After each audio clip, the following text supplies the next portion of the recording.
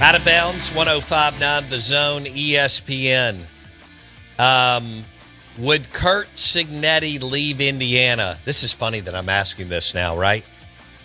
To go to Penn State. Does he even feel like he has to?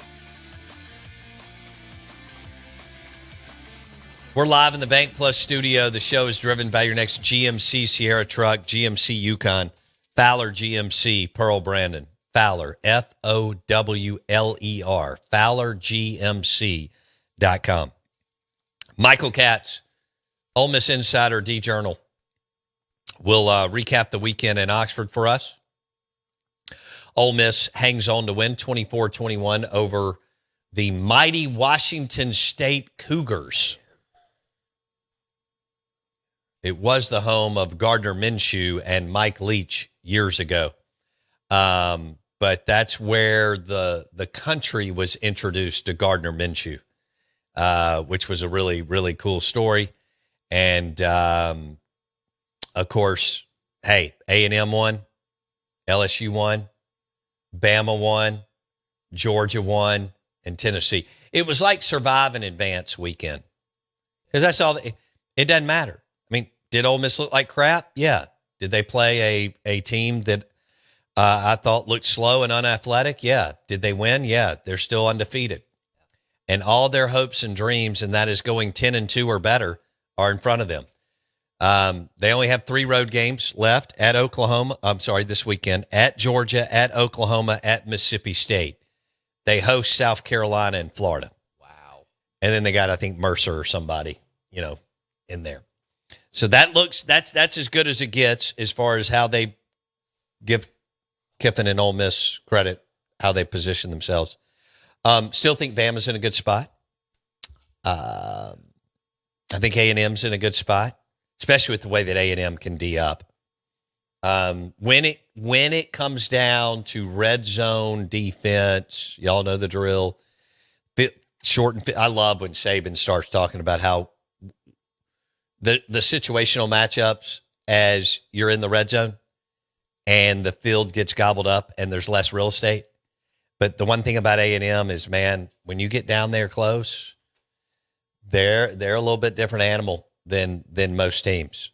And with those 2 corners that are legit, I don't trust them on offense, but I don't think anybody's got like 2 units that I love, right? No dominant team. But I like A&M. I like Bama. Georgia, I like Georgia a little bit. But this is the new world that we're in of teams, even that are undefeated or one loss, are kind of, And this is a watered down league.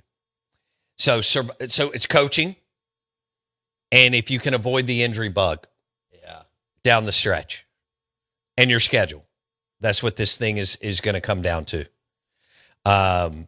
And whether or not you'll call Jackson Meadows. I mean, someone needs to, I can consult. You would be a good consultant now that I think about it. Because that's just a bunch of nonsense. Billing. Yeah. Hang out, bill them, and leave. Yeah. Yeah, that'd be perfect for you. I don't know what you would consult about, but we could figure that out. I'd have to, right now, someone could hire me to help them against A&M on third downs. Okay. Because they're incredible. Because they're currently, what are the 3 games through the SEC schedule? They've allowed 2 out of 33. That is incredible. Wow.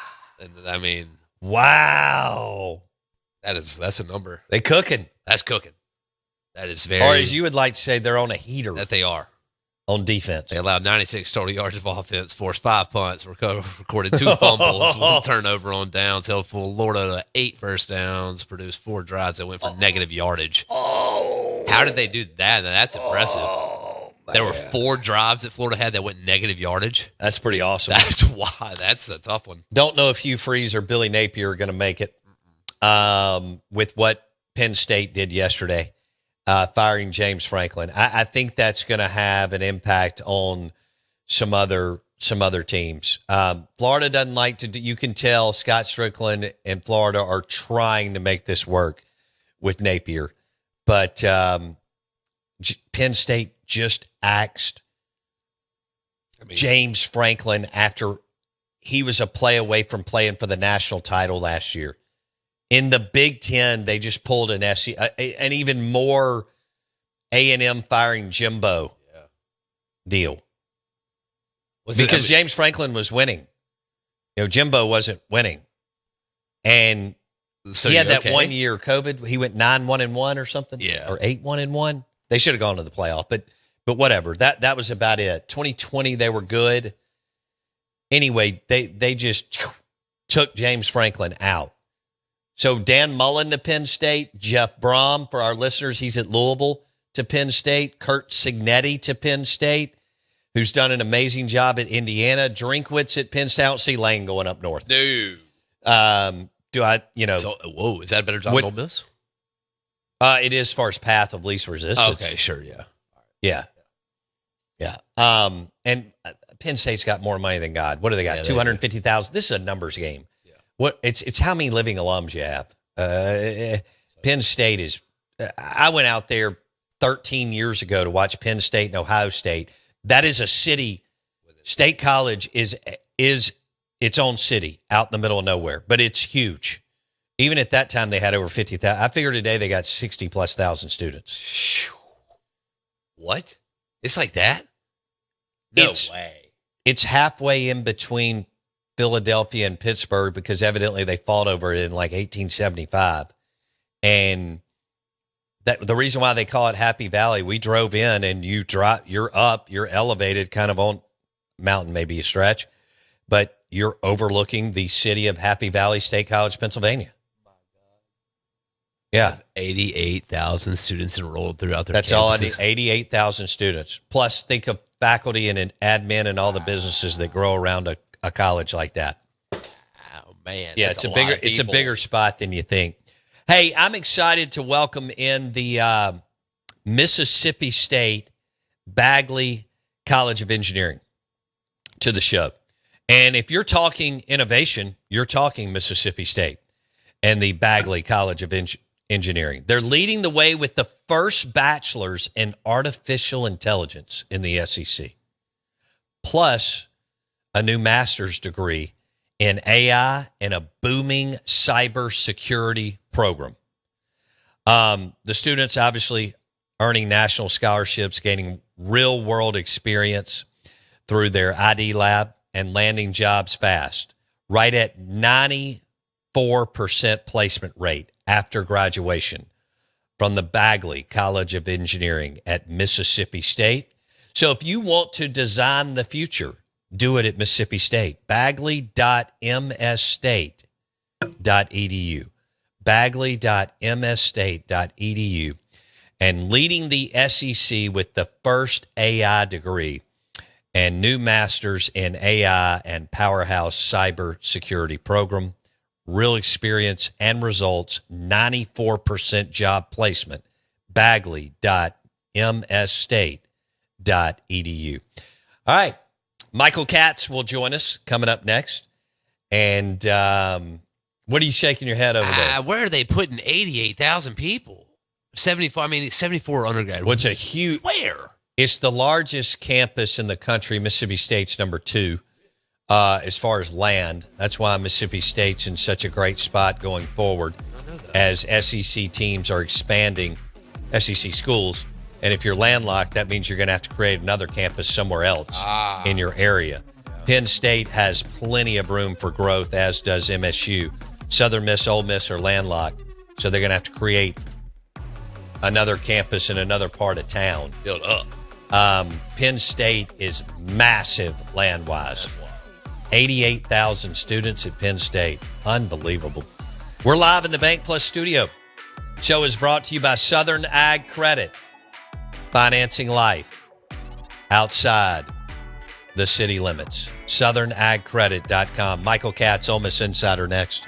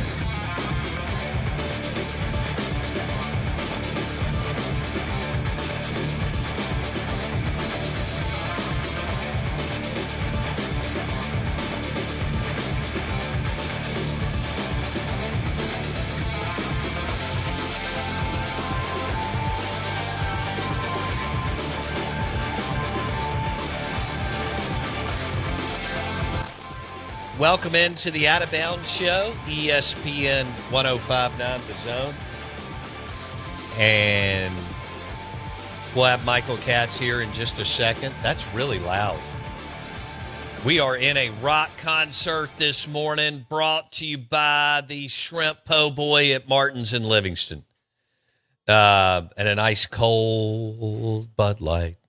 Da, da, da, da, da, da. We're streaming live on the Out of Bounds radio app and the zone1059.com. I'll believe in Auburn and love it. War Eagle. Man, doesn't that give you chills? Does it give you chills? Yeah. I'll believe in Auburn and love it. War Eagle. Ah, man, it's beautiful. Show me the money! Whoa. I don't know what happened there. I think that's what Freeze is saying. Show me the money. Billy Napier's buyout's only $19.3 million. That's chump change. I don't know what Hughes is. Look that up for me. Hugh Baby, maybe around the same thing. 15 million? He gone. All right, we're live in the Bank Plus studio, Out of Bounds, ESPN 105.9 The Zone. Show is driven by your next GMC Sierra truck or GMC Yukon at Fowler GMC, Pearl Brandon. And their website, hit it right now, fowlergmc.com for your next pre-owned or new GMC Sierra truck or GMC Yukon. We welcome in Michael Katz, Ole Miss Insider, djournal.com. He joins us on the Farm Bureau Insurance guest line. Katz, have you recovered from the weekend? Define recover. Well, you're hydrated right? and I'm ready here. to go on a Monday morning. Yes, I can confirm that. Okay. All right. What did you make of what was your one big takeaway from that amazing game in Oxford on Saturday between Ole Miss and Washington State? And if I'd have told you, Kat, before the game, let's say Friday afternoon, we're having a cocktail Friday afternoon in Oxford, and I said, Katz, it's going to be a 3-point game, 24-21 on Saturday. What would you have said? I would have laughed. I know that teams put up a clunker here and there. I think every team kind of has that one uninspired, truly uninspired game a year. Sometimes teams have more than that. This just felt like a game where they were just kind of going through the motions for the whole time. And I don't know, I was sitting in the press box and I just kept waiting. And I was just like, okay, well, here it comes. Like, here comes when they're going to break out and this is going to become a 3-touchdown game. And it just never happened. It wasn't one of those games where I really ever thought Washington State was going to win, though. At the very, very end, I did have some Kentucky flashbacks from last year. But it was just an uninspiring game. You know, the offense never looked quite right. The defense was giving up big runs to one of the worst rushing offenses in the country. I think they came in averaging 78 yards a game. The running back had 46 on one carry. It just didn't look like they were all there. And I know the bye weeks are weird, and Ole Miss has not done great after bye weeks under Lane. And obviously there's a big game coming up this weekend, and as much as anyone will tell you that we're not looking ahead, it'd be hard not to blame them, right? So it just didn't look like they were really all in on this one. All right.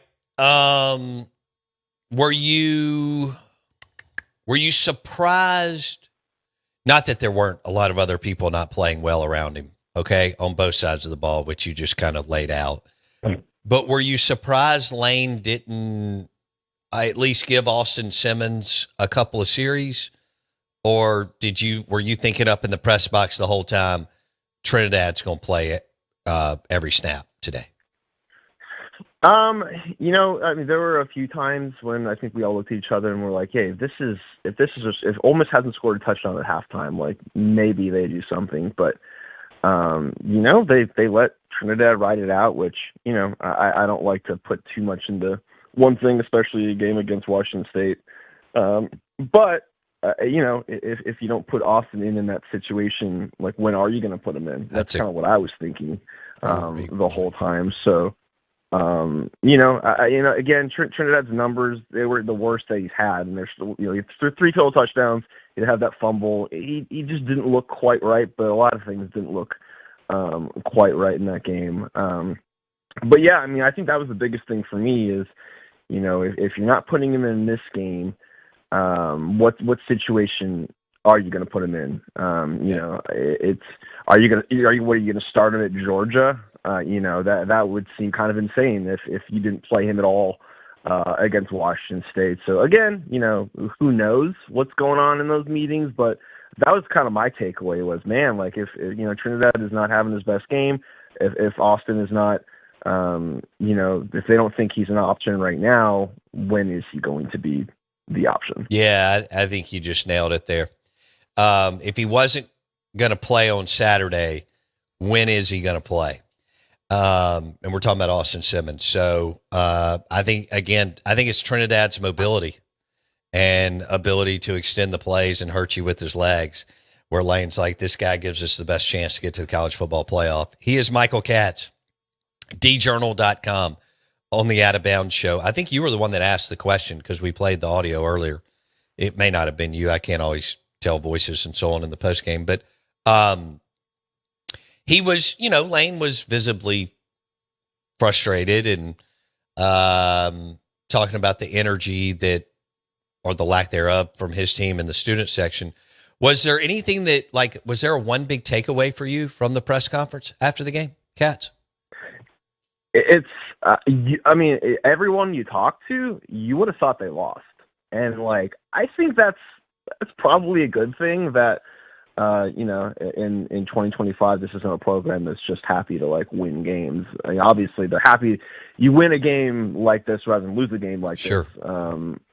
But you would have thought it was like the Kentucky game last year where they lost. It just felt like, listen, I know that point spreads and all that stuff isn't very important in the grand scheme of things, but I think Ole Miss knows that, and Cam Franklin even said it, we know this shouldn't have been as close as it was.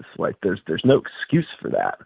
You look at everything, and there's credit to Washington State. They played out of their minds. I really like where that program's going. Their fans traveled great. It was really man. Cool. Yeah, I was standing on the field and I was looked up and I was like, man, that is a lot of crimson. It was really impressive. And they played great. And again, a lot of credit to them. But if you are taking the best that Ole Miss has to offer, if they're playing like they did against LSU or Tulane, this game's over at halftime. And they just didn't have that on Saturday for whatever reason. And I know teams do that from time to time. Everyone throws up a clunker. It's a lot better when you win the clunker. But you would have thought if you didn't know the results of the game and you went into the post-game press conferences listening to Lane or any of the players, you would have thought they lost. I know Golding got to do some hits in the offseason, but I don't think Lane, does Lane give y'all access during the season?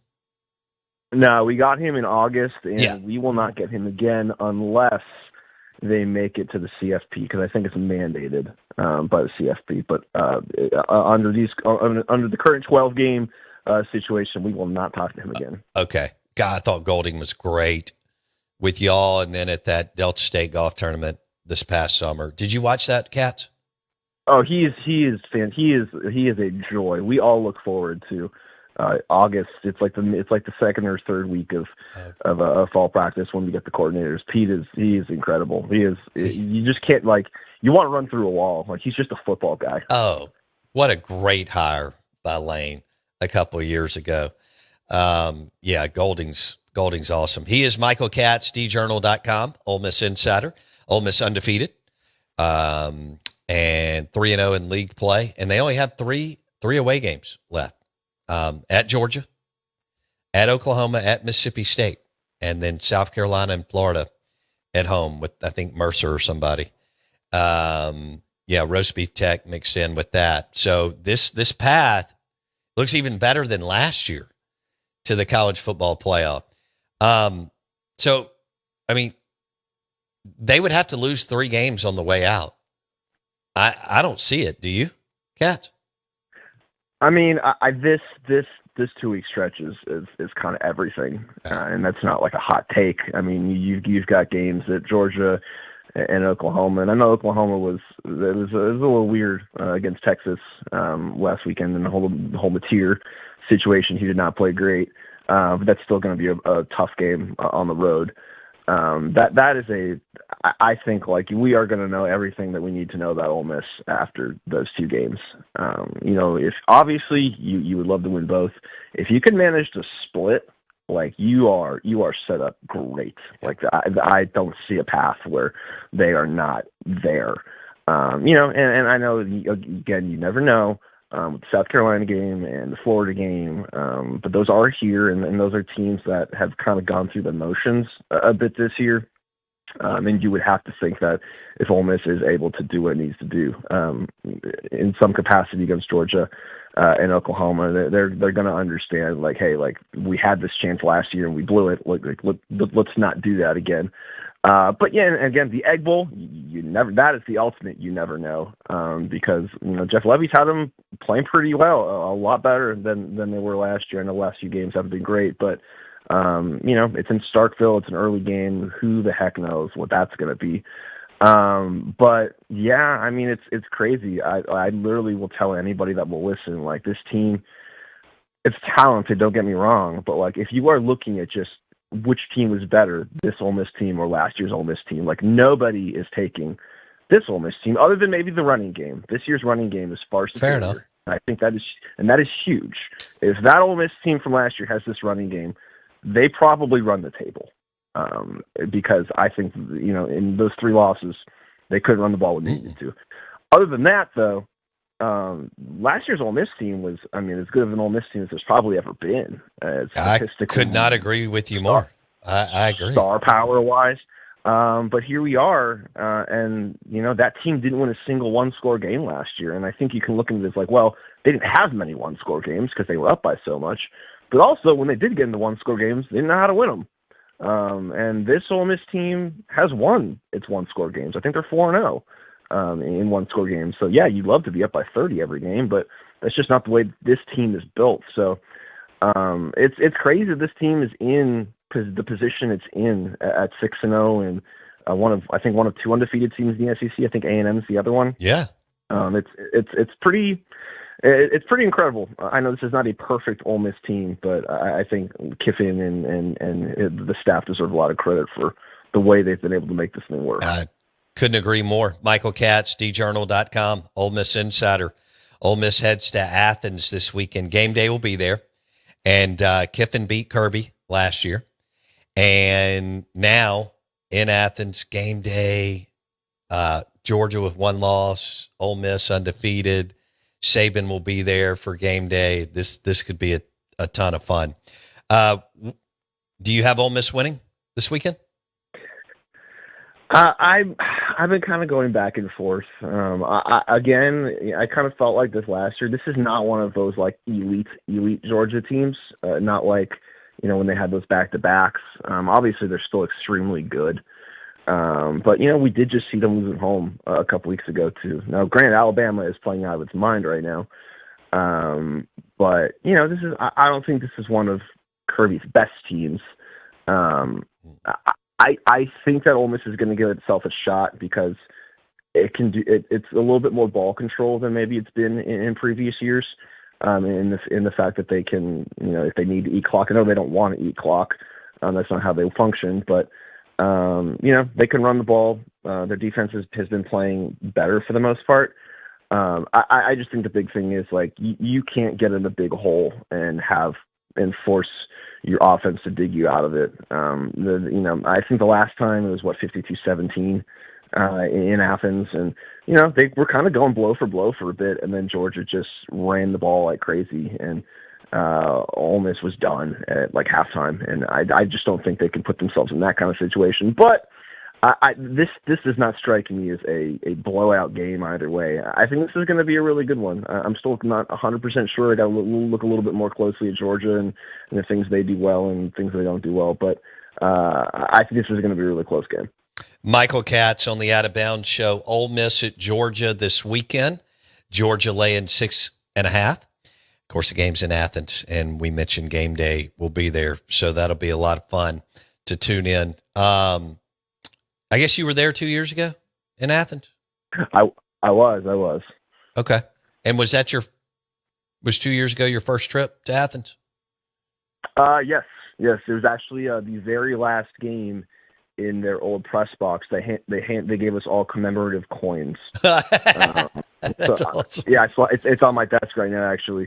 So I'm actually really excited to see what this new press box looks like because I figure Georgia's probably going to do it pretty well. So yeah, very excited for that. But that's a cool place to watch a game. It is going to be, and that was a night game last time, if I remember correctly. Yeah. So we got an afternoon game here this time. So the vibes are always a little bit different depending on the time of day, but it should be a good environment. Are you staying in Atlanta or Athens or somewhere else? Somewhere outside of Athens, as I'm sure you're aware. Staying in Athens is I can't imagine.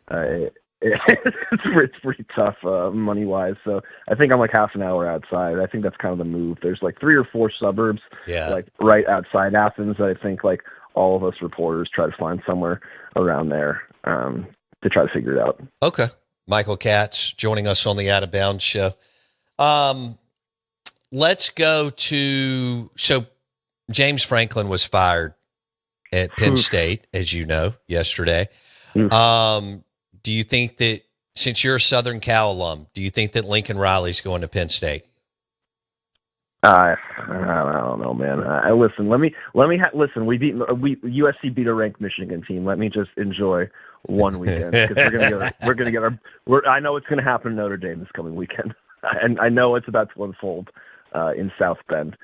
The James Franklin stuff was nuts, though, man. I legitimately I saw it yesterday. I think it was like around noon or something, and I honestly couldn't believe it. I know people have a lot of thoughts about James Franklin, but they were 3 points away from the national championship game last year. I know, and I know this year has been a disaster, but man, that's brutal. That's brutal. Yeah, well, so what they said to the world of college football is a national semifinal game means nothing, and it's championship or bust here at Penn State, who hasn't won a big game in 30 years. Isn't that incredible? Yeah, and part of that is on James Franklin because I think he's like 4-21 against like top 10 teams, which is a damning stat for sure. But man, he had you at like 10 wins every year. They were in the hunt. Obviously they, when you're in the Big Ten, you got to beat Ohio State and you got to beat Michigan and you got to win those games. And I think the only time he ever beat Ohio State was like 2016, which boy, that's a long time ago now. Yeah, I don't know. I don't know how this coaching cycle is going to unfold, but man, you better have something better lined up because the grass is not always greener. And I think a lot of programs will tell you that. Yeah. I don't think Freeze is going to make it. Were you watching that game? So I know you had stuff going on with Ole Miss for a couple hours after the game. Yeah, a little bit, obviously. I know about timeout gate. That was a whole, oh boy, that's a situation. Isn't that great? Oh man. Did you see Cohen go after the refs in the video at halftime? I did, and I saw a lot of thoughts on that. Of some people were like, "Oh, good for him," and people are like, "What is he doing?" Yeah. So that game is always interesting, and I knew this was going to be a weird one. It just kind of felt like a game where like Auburn was going to hang around. This I don't know. Going into it, I kind of felt like this had like the Hugh Freeze upset special, maybe. Yeah. Vibe to it, and it did until the goal line stand or whatever you want to call it. Well, yeah, depending on who you ask. I mean, I think he scored. What did you see? Yeah. I mean, man, I've seen so many pictures. It's like the Zapruder film, man. I've seen every angle of this guy going over. I do think he scored. Okay. At least it looked like it. But man, I've seen every angle of that thing. I have seen that. That is like that picture has been all over my timeline, and I'm just like, all right, man, I get it. But it's over. So what are you going to do? Right. It's brutal, though. It's brutal to lose a game on something like that. But listen, the SEC office has given a few apologies this year, and I feel like we're probably in store for a few more. Yeah, and what time do they announce the game times for not this weekend but next weekend? It should be, I think, like 11 today, 11 or 12. Okay, I know the Tito's guys have been asking me because they're coming in to Starkville for the Texas game. I'm like, I think it's going to be 3:15, but we'll see. All right, dude. Before we let you go, who's the best team in the league right now? Ooh. I don't know if they're the best team in the league, but I'll say this. I wouldn't want to play Alabama right now. I agree. Ty Simpson is playing really well. The defense, they're figuring things out. I know that Florida State game has not aged well, especially with how Florida State's been playing lately. But man, I would not want to play Alabama right now. They look really good. Yeah, I agree. Really good. Who's the best QB in the league? I mean, it's probably Ty Simpson. Taylor Green, in my opinion. Taylor Green is something else. Man, Bobby Petrino's done an awesome job with him. Yeah. And he's going to end up in the NFL. Oh yeah. Yeah. No, but like Louis, I turned off the Tennessee Arkansas game and I was like, ugh, blowout. Then I came back and it was like a 3-point game. I know. Like, what the heck happened? I know. But yeah, no, that's, Taylor Green has done everything he can. He's a hell of a player. Yeah, he is. He is Michael Katz, djournal.com out of Tupelo, covering Ole Miss. He'll be in Athens this weekend for Ole Miss at Georgia, and Georgia laying 6.5. Ole Miss undefeated, Georgia with 1 loss, to Alabama at home. Michael Katz, be good, my man. We'll talk soon. Awesome, man. Appreciate you. All right. Michael Katz, Southern Cal Trojan alum, Ole Miss insider on the Out of Bounds show, ESPN 105.9 The Zone. He did not take the bait on my Lincoln Riley to Penn State. So he just glossed right over that and went into the fact that they are playing at Notre Dame. And actually, that's a big game. Southern Cal is playing at Notre Dame this weekend. But the big one is Ole Miss at Georgia. Mississippi State plays at Florida. They're 9.5-point dogs. Them Gators laying 9.5 for that Gainesville, Florida matchup in the swamp in Florida. Tom Luganbill will join us at 9:30. Tom Luganbill on the Out of Bounds show. He'll join us on the Farm Bureau Insurance Guest Line. The show is brought to you by Southern Ag Credit, financing life outside the city limits. SouthernAgCredit.com.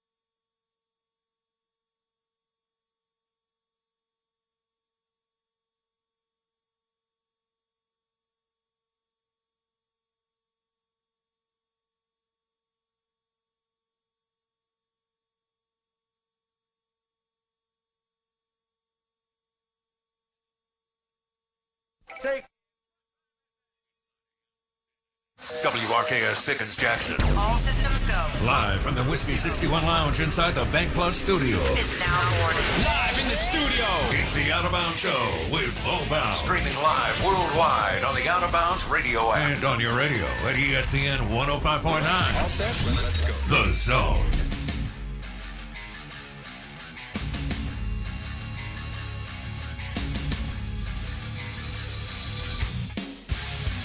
Ooh. Well, good morning. Welcome into the Out of Bounds Show, brought to you by Elijah Craig Old Fashioned Week. I hope that you will come see us tomorrow at Spring Street Cigars. Jackson and I want to see you from 3:30 to 5 o'clock.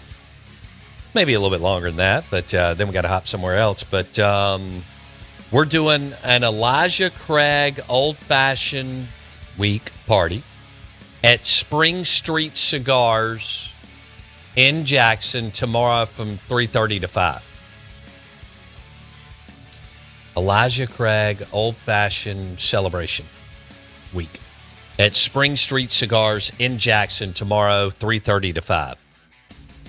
Is that a shirt's optional event? No. Yeah, you'll need to wear your shirt. Now, today is National No Brawl Day. So if you want to go ahead and let that roll at work or at the gym, that's up to you. I don't make these. I'm just telling you what it is. It's National No Brawl Day. So I think you should embrace it. And I mean, it feels great outside, so why wouldn't you? 54 degrees when I got up. Yeah. Who needs a shirt? It was awesome. The weekend weather was fantastic. I mean, it was spectacular. Loved it all. Loved being home, too. It's also National Kick Butt Day. Nice. So are you going to kick some butt? I mean, I got a game tonight. Okay, so you've got a kickball game tonight. Might as well. All right. Good deal. I did that at the fair over the weekend, so I think I celebrated. Oh, you went to the fair? Of course. No one was there. Did you go Friday or Saturday? Saturday night. Prime time. Okay. No one was there. So you went to the fair, and what did you eat? Birria tacos. I like birria. Ooh, you ate tacos there? Oh, well. And you're still alive? It was Green Ghost. Okay. They had the little Okay, booth I and got whatnot. you. Yeah, yeah. So it was a restaurant that Sure. people know. Yeah. And it was Like there's pretty one good. in Fondren and one on County Line? Is that it? Yeah. Maybe some more across the metro area. I don't know. Probably. I have no idea. Don't they have a food truck? Yes, they do. Okay. They do. So you had some tacos at the fair. What did you have anything else? Oh, we got we always get the roasted corn. The corn's phenomenal. Just dip it in the whole thing of butter, and then you just got there and just throw all kind of bad stuff on it. So it was phenomenal. Oh God, that's a stomach ache. I didn't go all the way in this year. I don't know what was wrong. I didn't get my fried Oreos. I need to go back. They're open today. It's the last day. It's Columbus Day. Today's the last day? Today's the last day. Today's Columbus Day? It is. Okay. So All happy right. Columbus Day. All right. Federal holiday, right? Yeah. Is school in over there? That's a great I question. assume they're not. I haven't even looked over at St. Joe this morning. Probably not, right? Okay. Because it is a federal holiday. I mean yeah. Yeah. During the season, I don't keep up with that stuff. Well. But my kids did have fall break. Yeah, that's right. Yeah. So See, I figured with Wilkes fall went to break- the beach because when you're living the dream, why don't you just go ahead and grab a 4-day beach trip? And Simple. yeah, I mean, why not? I mean, He did play golf down in Orange Beach over the weekend. Nice. I can't remember where he played, but he said he had a blast. Of course, the weather was insane how good it was. He sent me a picture of the beach and the water, and it looked amazing. I did win a prize. Oh, what'd you win? A teddy bear. Okay, what color? It was actually Pink, blue? it was a golden teddy bear, just a regular old tan, gold, whatever it is, that it is brownish, light brown or whatnot, Okay. with a Raiders jacket on it. Oh, that's awesome. Well, I thought, because I thought about you whenever I was there, because you got to throw the football through you got to make it in the rim or whatever. Yeah. Most people are terrible at it, but we got accuracy over here. So that's your middle name, Dude, accuracy. all day. Knocked Yeah. them down. It was too easy. I may go back and take them for some more later, but Hot take. all they had was Kansas City, Chiefs, Bears. Like, so you got all these Bears, the prizes, I right? got you. So what prizes do you think were available? The ones that it's the national prizes, right? No Saints hanging on. Okay. So you're looking at Chiefs, a little bit of Niners. There was maybe a Ravens, a Raiders. It's the big, and Cowboys. Just Cowboys and Chiefs everywhere. That's it. Really? That was Cowboys and Chiefs. Okay. It's kind of odd, because my first thought was, sure, they'll have a Saints thing here. Why would they? They're a traveling fair. They're not based out of here. Wow. I'm glad you won a teddy bear. I guess you gave it to McKenzie? Of course. I felt good winning it. Okay. It's always good to win. You see all these people lose in front of you, and then you show them how it's done. All right. Well, congratulations. Yeah, I might go win another one. The Golden Moon Casino text line 601-885-3776. I don't think Hugh Freeze is going to make it. I thought Auburn was going to have a hell of a year. Can we drop that Freeze press conference? Freeze talked about winning or lack thereof at Auburn, and they took another tough one, bad call went against them. Arguably too, with Kirby Smart calling a timeout, then claiming that he didn't. This is Hugh Freeze after the game. I think it's very clear that we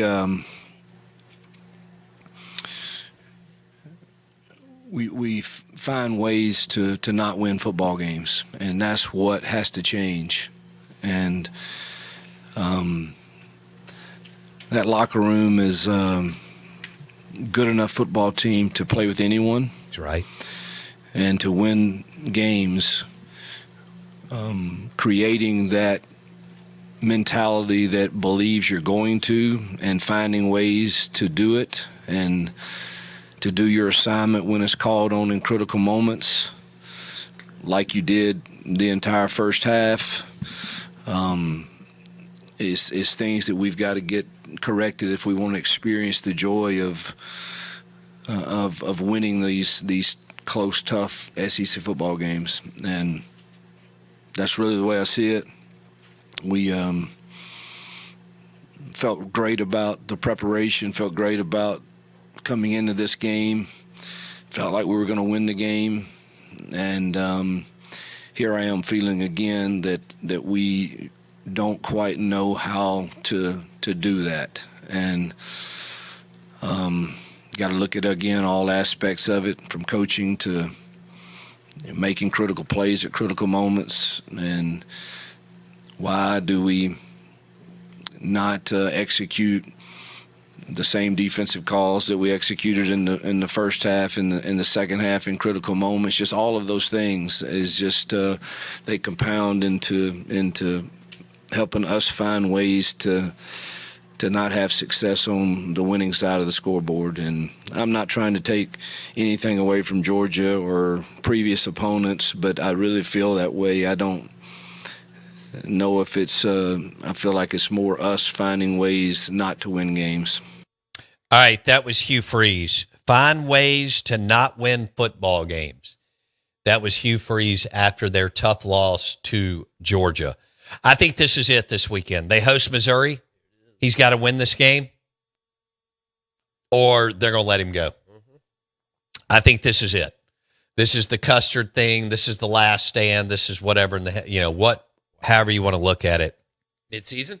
But I think they could very well do it on Sunday if he loses at home to Missouri. Look, Missouri's a nice team. I mean, Drink has done a good job. Prabula, this is where James Franklin messed up. He chose Drew Aller over Prabula, who transferred to Missouri and has played good football. And again, if your quarterback can't move, Nussmeier, Drew Aller, Blake Shapen, there's some others. If your quarterback can't move, you're in trouble. And Missouri at Auburn, to me, this is it. Hugh's got to win this game or he's gone. And Florida, they're hosting Mississippi State. You're a 9.5-point favorite. So if you win, Napier's still surviving. If you lose, he's gone. We're live in the Bank Plus studio. Tom Luganville with ESPN at 9:30.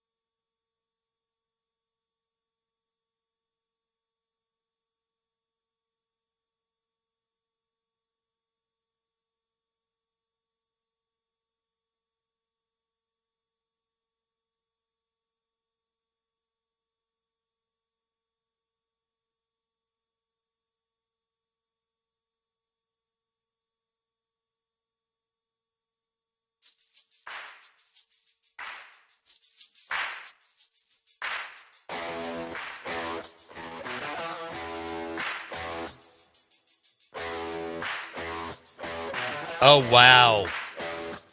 The Golden Moon Casino text line. War Eagle Rich coming in hot.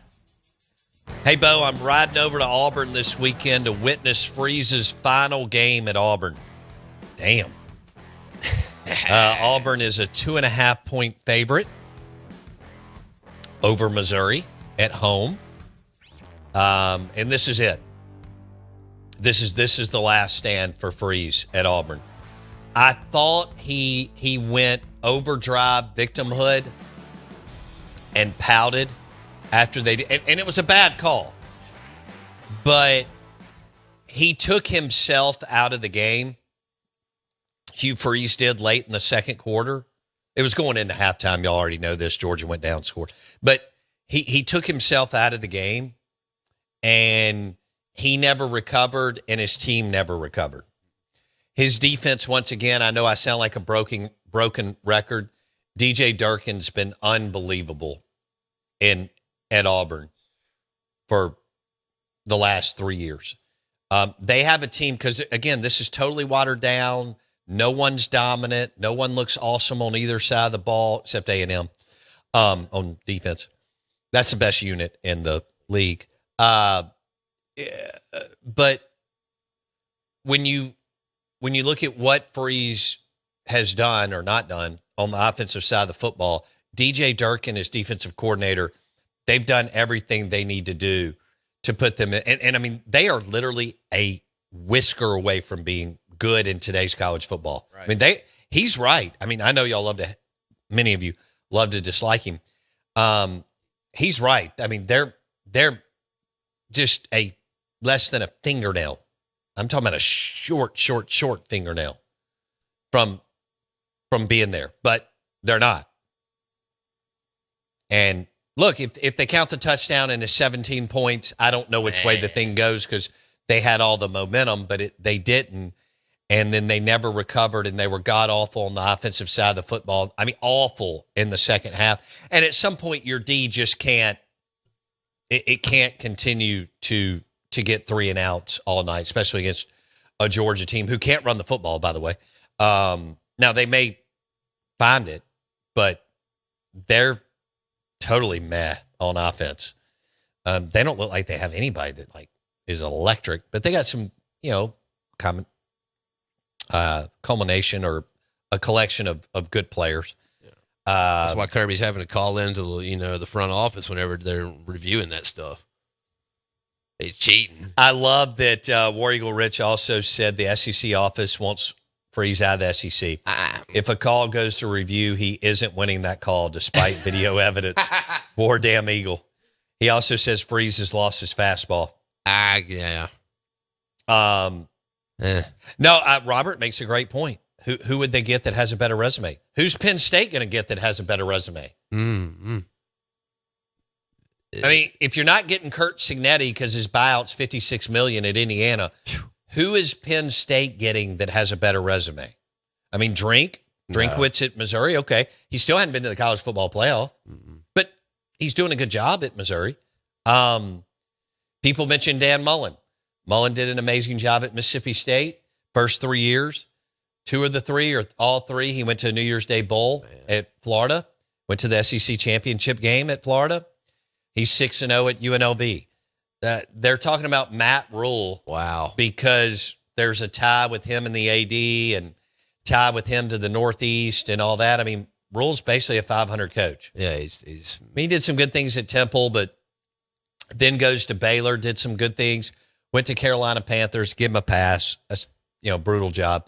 Now at Nebraska, they've been okay. They're bad. I don't know where the sizzle is there. There's no sizzle. He's just conning them out of money. He's another one. I mean, would Shane Beamer look at Penn State? I mean, Shane's been good. When you saw the news break, what was your initial? Jeff Brom at Louisville. Most of you don't know who he's winning at a place that's hard to win. He won at Purdue. Yeah. Which is hard to win. I mean, I was surprised Barry Odom took that job from UNLV to Purdue. I get it's more money, and a lot of those guys think, I got to take it now. Mm-hmm. I got to go get my money, and then I'll figure it out. But Shane Beamer, would he leave South Carolina to go to Penn State? I mean, is Penn State a better job? Yes. And a lot of it's path of least resistance because it's just Penn State, Ohio State, and now Oregon. Sure. I have to remember, and Southern Cal is trending in the right way. They only have one loss with Lincoln Riley. But Kurt Cignetti, if he's not going to leave Indiana, where does that leave Penn State? Eli Drinkwitz at Missouri, Dan Mullen at UNLV, Matt Rule at Nebraska? Trash. And, I mean, Shane Beamer. Reach. Beamer has done a good job. I got some. When you Matt saw Campbell from Iowa What? State. No, why? Come on. Get out of here. Come on. What was your gut? Like when you saw it happen, you saw the news, who was your immediate first thought? Cignetti until I saw his buyout. Buyout, right. If that's correct, what people have been posting. 56. That's a chunk. Yeah, so you're going to pay James Franklin $50 million, then pay Cignetti Another 50. 50-something million, and then pay him $8 million at least a year, plus all the staff that you bring in. I mean, we're looking at Penn State has, what'd you tell me, 800,000 living lungs? Uh-huh. Okay, so they have an enormous amount of wealth because, again, it's a numbers game. Penn State has an enormous amount of wealth in their fan base, but at some point, even it's not them figures. or Notre Dame or Texas or Ohio State or some, they're like, Draw the line. how much is too much? Yeah. I mean, that's 9 figures. That's 9 digits. You're at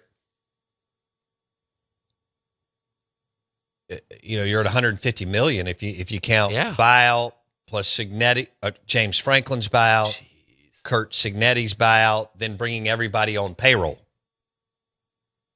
Not happening.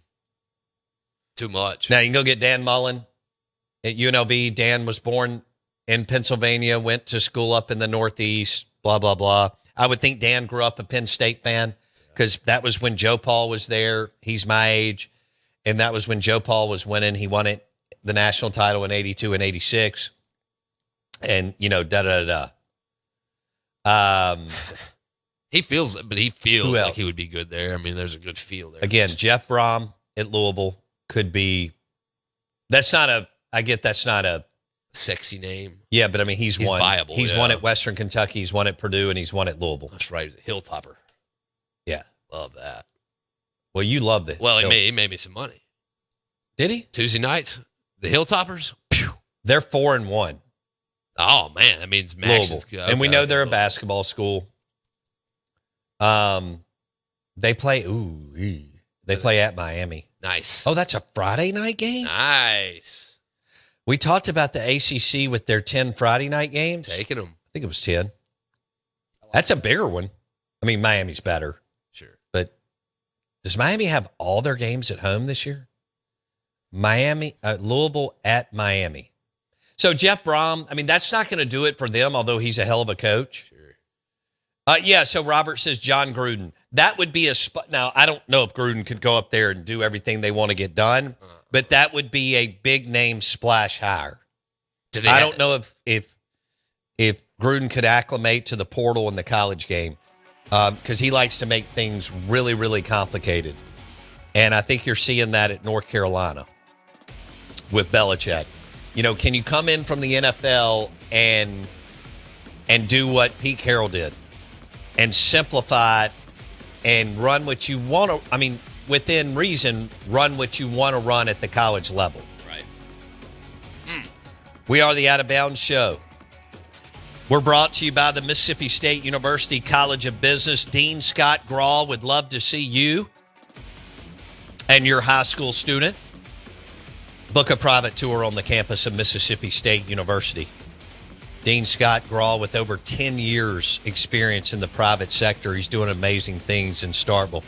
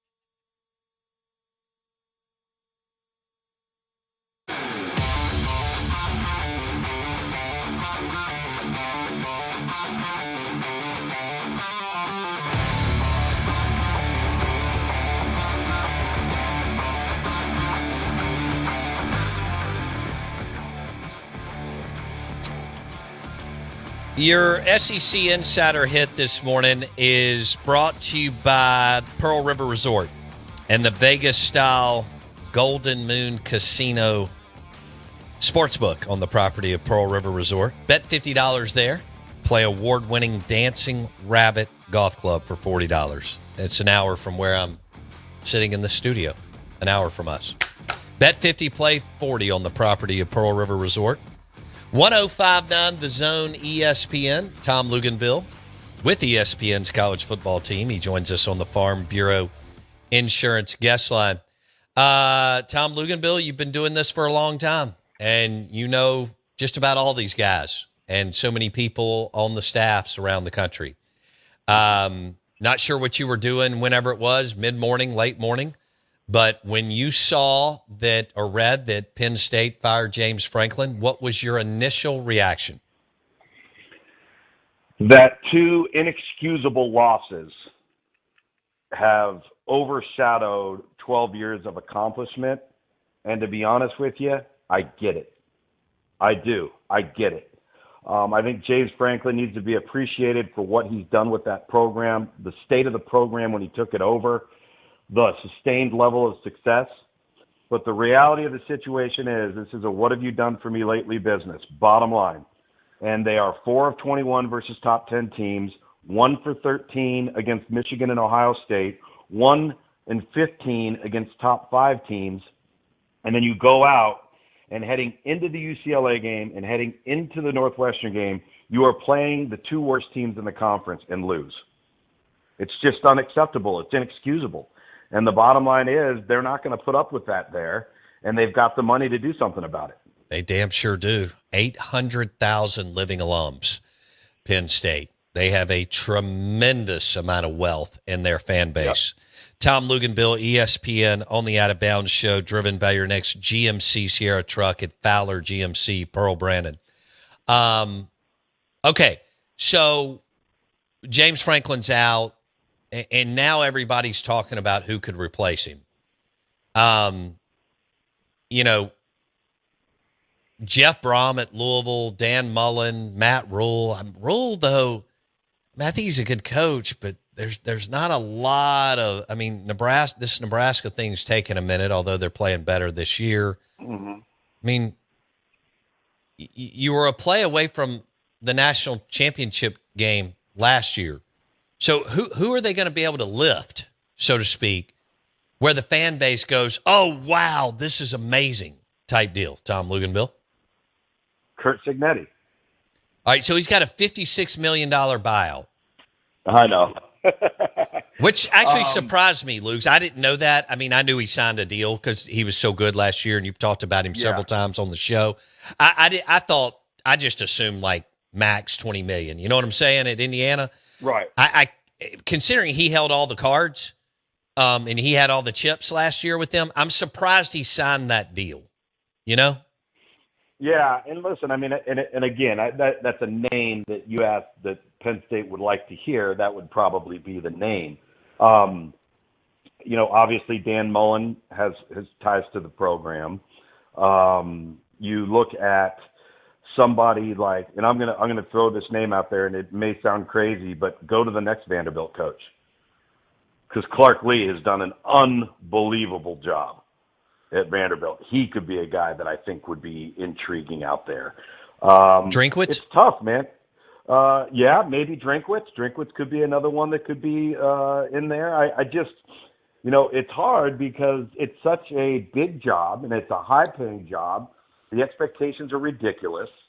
And you would be taking over a program because let's not forget that, you know, most reasons for a coaching change are because of failure or a lack of success.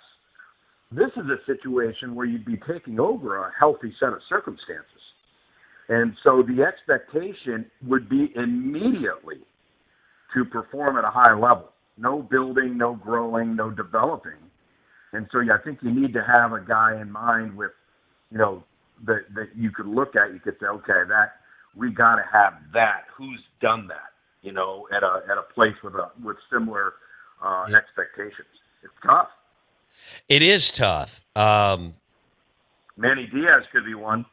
Yeah, and I thought about Yeah. Manny's done a good job at Duke, and he was up there, He was the as you know, coordinator there for 2 DC. years. Yeah. I was thinking Shane Beamer, Luke's maybe in the mix. Don't know if he's won enough. Okay. Yeah, I think that would be a little bit early. Okay. I think you'd have to have a little bit more of an established pedigree there from a head coaching perspective, in my opinion. I think Brom, his track record at Western Kentucky, tough place to win. Purdue, tough place to win. Louisville, tough place to win. That's a pretty good, damn good track record, don't you think? Yeah, absolutely. Okay. Yeah, I mean, I think that he would be a guy. I'm not so. I mean, when you're talking about somebody that's at their alma mater and that is at a job that's probably been a lifelong dream type of job. Sure. I think it's tough to pull away there.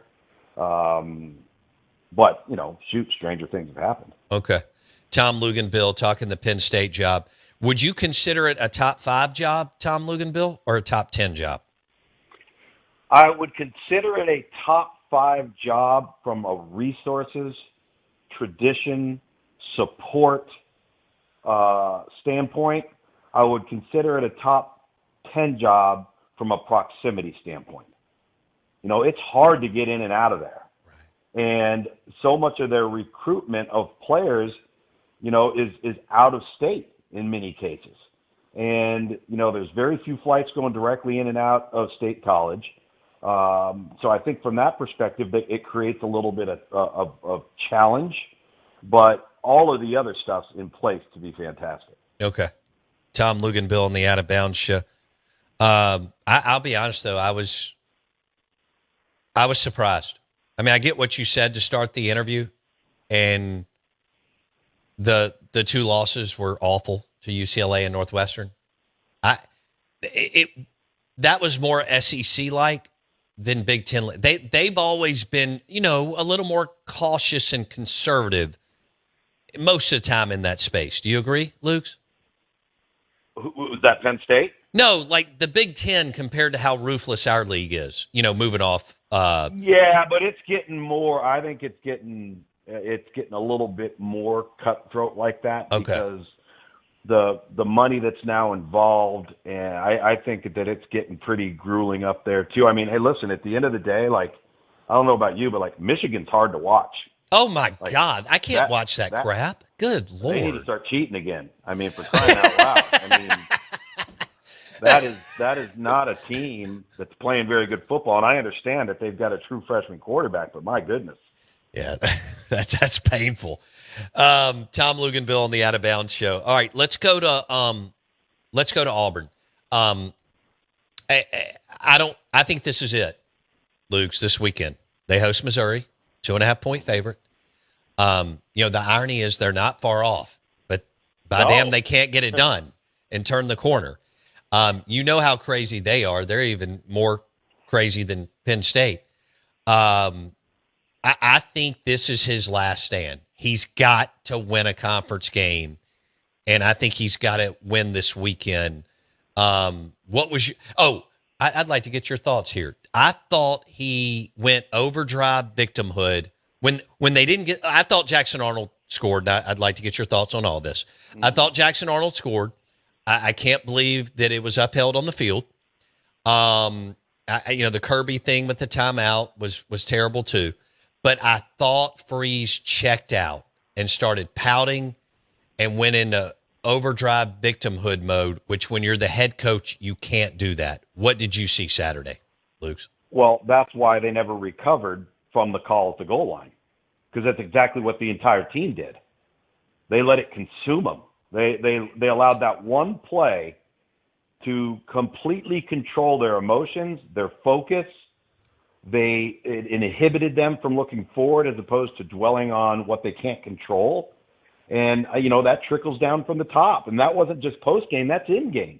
When you gain 50 yards the rest of the entire game on offense, where you had pretty much been dominating the first half and you had a chance to go up 17-0, it doesn't happen.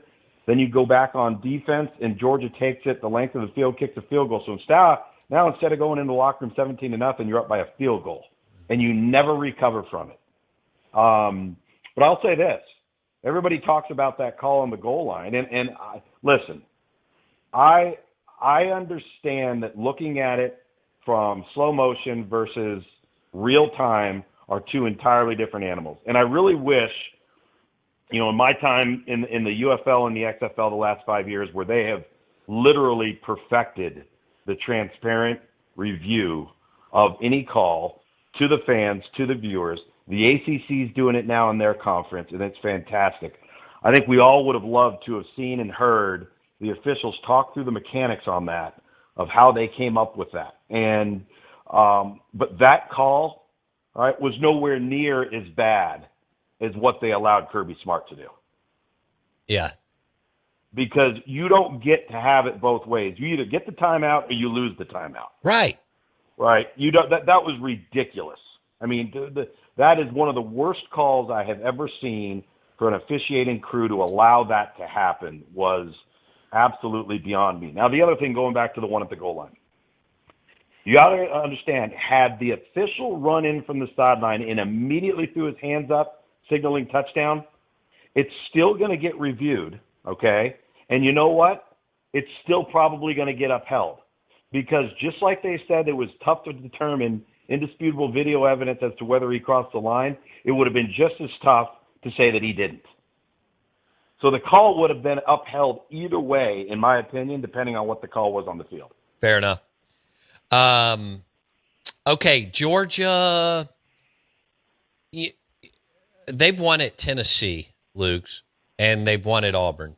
Tough places to win. Mm-hmm. They lost at home to Bama, as you know. So they're hosting Ole Miss this weekend. They're a 6.5-point favorite. Ole Miss decided to sleepwalk through their game against Washington State, as I know you saw. So I'd like for you to look at this one. And do you think, I mean, we know Georgia has, how would you frame it up, slightly more talent than Ole Miss? Or would you say it's a little bit bigger gap than that? I think that that's probably pretty accurate. Listen, I think this is a quality Georgia football team, but they're nowhere near what we'd seen, Georgia looking like, let's just say, with that 2021 defense, right? I mean, this isn't that same team. We're not talking about that. So for me, I think this is a great opportunity. Now, do I think Ole Miss is Auburn on defense? No, not right now. Auburn on defense is a problem. They are nasty. They are an absolute handful. Holy smokes. But where I do think there's a tremendous opportunity is I think Trinidad Chambliss and his ability with his feet and his legs, where the play is never over, is a huge advantage for Ole Miss. And in Georgia, when they've been at their best this year, it's when Mike Bobo has decided to run the quarterback. And it's weird because he picks his spots where he'll do it and they'll look really good, and then he'll go into a game and say, hey, we're not going to run him this week. And then they don't look so good. And then I think Georgia's had a hard time protecting him. Gunnar Stockton took some shots the other night. He did. I mean, some big blows. And they got to do a better job up front of protecting him. He's going to get hurt.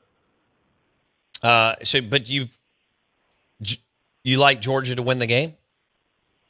Not necessarily. Listen, I think it's going to come down to clean football. You can't make mistakes on the road. You can't be heavily penalized. You can't turn the ball over. You control those things. I absolutely think Ole Miss can win the game. Okay. Yeah, Georgia can't run the football. So not the way they used to. Yeah. How do you now? Granted, like you said, either. Right now, you said Auburn's really good up front, really good. Do you see the fact that if they let Gunnar Stockton run it, do you think that they'll be able to run the football successfully? Washington State was able to rip off some runs. Do you believe that they'll be able to run the football successfully against Ole Miss and Golding? Well, I think it gives you a better chance because now you have something else you've got to defend, right? It forces you at times. Now early on, I don't think Ole Miss will load the box. I really don't. I think they'll try to play it base, right, and play coverage and try to control the line of scrimmage with the front. Now, if for some reason all of a sudden they start getting outmanned in the box because Georgia's running the quarterback, now that changes things. Now you might have to add somebody late into the box, which creates more one-on-ones on the outside. It's a trade-off, right? It's a numbers game. And so I don't think that Ole Miss will go in feeling like they got to load the box to stop the Georgia run unless they start seeing heavy quarterback run. Okay. All right. Then on the flip side, Kiffin and Trinidad, and you mentioned his legs and mobility, which is huge. These teams that don't have it, I mean, look at how they're struggling. LSU with Nussmeier. Hell, Drew Aller. I mean, you know, he doesn't have the ability to extend the play like some of these other guys. Can you imagine if Penn State had Taylon Green? Get out of the way. All right, so goodness. Back to Georgia. Schumann and Kirby against Lane and Trinidad. Handicap that matchup for me. Georgia defense against the Ole Miss offense. Well, they know each other so well. And at the end of the day, you can say all you want about tempo and pace and explosive plays. Ole Miss wants to run the football. That's what they want to do. At their core, they want to run the football. And I think Georgia knows that. The question is, can Georgia be effective with a base box and not having to add anybody else? Because that's where you get worried, right? If there's been a secondary concern in college football for a team, right? And Ole Miss has had a little trouble with this as well, but it's been Georgia's defensive secondary has struggled versus the explosive play. Go back to the Tennessee game. They had guys in position. They had guys in phase. The ball goes up in the air. Their guy doesn't make a play. The other guy does. And so I think you want to be careful with your Georgia on defense that you don't get caught in too many one-on-one situations, because then the ball's going over the top, and now you haven't succeeded consistently in that world. So again, I think it's a chess match of a numbers game. Ole Miss is going to try to run the football. They're going to have creative plays with the quarterback when the play breaks down. How do you hold up if the play gets out on the outside? And can you defend that last second throw from a mobile quarterback from turning into a big explosive play if you're Georgia on defense? These guys know each other so well. I think when you know each other that well and you have a really good feel for what the other team's going to do, it just comes down to execution. I mean, let's not overcomplicate things here. If you're very familiar with the other side, you got to out-execute the other side. Will Gunnar Stockton have success through the air against Ole Miss? Based off of some of the struggles that Ole Miss has had in the secondary, I think at least statistically, I think the opportunity is there, yes. But we're also not seeing a ton of explosive plays from Georgia through the air. And it's been a little bit more methodical than longer drives. So I think that will, in my opinion, will be determined by whether or not Georgia successfully runs the ball. Because if they do, then Ole Miss is going to have to put their corners on an island to be able to cover the run. All right. You started D1 quarterback, Georgia Tech, so I'm going to throw this out at you, and you may think I'm crazy, and I'm okay with that. A lot of people do. I think Taylon Green is the best quarterback in the SEC. I think he's a one-man band with everything they've gone through, and the roster's not that good, and on defense he gets no help. Like some of these other quarterbacks get a bunch of three and out stops from their defense, and you know this better than I do. God, when your defense continues to give you the ball, especially sometimes in plus territory, damn, I mean, what a way to make the afternoon or night better. I think if you dropped him at LSU, if you dropped him at A&M, Marcel's got some skills, but he's still really raw. But you dropped him at A&M, you dropped him at Georgia, it'd be curtains. And Penn State, James Franklin would still be the coach. What do you make of my statement that I think he's the best quarterback in the league, and he may be the best player in the league? I don't know if I would say that over Ty Simpson right now. Ty Simpson's playing elite level football. Now, to your point, the personnel around him, the fact that they're playing really good defense, he gets more opportunities. I get all of that. Against Tennessee the other night, Arkansas basically outplayed Tennessee in every category but one, and it was the most important one. They turned the ball over 3 times, and Tennessee didn't turn the ball over. I mean, at the end of the day, that's the difference in the ball game. But I do think Taylon Green is really good. I do think he's really, really talented. Would he be an upgrade on a ton of teams? Absolutely, he would be. I think Lenore Sellers has been awfully disappointing, but I also think they haven't been very good up front. They've been heavily penalized, had a difficult schedule. But as far as the league goes, I think Gareth Garrett Nussmeier has obviously been hurt. He's not playing anywhere near the level that we thought he would. Arch Manning's coming along. John Mateer did not play well the other day. DJ Lagway's been up and down. Jackson Arnold's been up and down. So I think what you're saying is you're not out of your tree. I think he would be an upgrade for an awful lot of teams that can do an awful lot of really good things. They're just not a great football team around him. Right. Tom Luganville on the show. All right, Lugs, I got 2 minutes. We'll wrap it up with this, I think. Mississippi State at Florida will be a Herculean task to go down there. Florida's 10-point favorite. How does Mississippi State take this game into the fourth quarter, Lugs? Well, number one, you can't get behind the chains against this Florida defense. Yeah. You got to have success on early downs, so you're not in 3rd and 8 plus all the time. That is number one, because this Florida defense can really suffocate you. Hostile environment, and then I think you need to make a couple of plays on defense to force Florida into some errors. I mean, Florida has been so up and down on offense, and they've had some self-inflicted wounds. They've had turnovers. You've got to take advantage. If you get a couple of those, you got to take advantage of them. I think the game is a better matchup maybe than we give it credit for, as far as, like, I wouldn't have liked this matchup as well last year with Mississippi State and last year playing against Florida last year. But I think it's a little bit more closely matched, but you can't go down there and beat yourself. I mean, at the end of the day, that's what it comes down to. You look at Florida this past week on the road, and they're playing a team. By the way, I don't know if you've looked at this. Texas A&M has held the last 3 opponents to 2 of 33 on 3rd down conversion. Unreal. All right, I got 20 seconds. Are they the best defense in the country, A&M? Right now, I think you could say that because of the havoc that they wreak, the turnovers they created, and the fact that they just get off the field. I mean, they get off the field.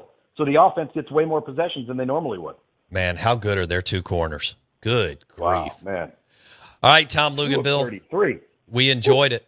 And have a great week, my man. All right, you too. See you. Tom Luganville on the Out of Bounds Show, ESPN 105.9 The Zone. We hope that you'll come see us tomorrow, Tuesday, at Spring Street Cigars in Jackson. It's where the Rogue Men's Store is located. We will celebrate Elijah Craig Old Fashioned Week. They'll have an Elijah Craig Old Fashioned special. It's a beautiful cigar bar and lounge. You don't have to smoke cigars to come and hang out. 3:30 to 5 tomorrow afternoon. Spring Street Cigars in Jackson, in the building where the Rogue Men's Store is located, celebrating Elijah Craig Old Fashioned Week tomorrow at Spring Street Cigars, 3:30 to 5. Come out and see us.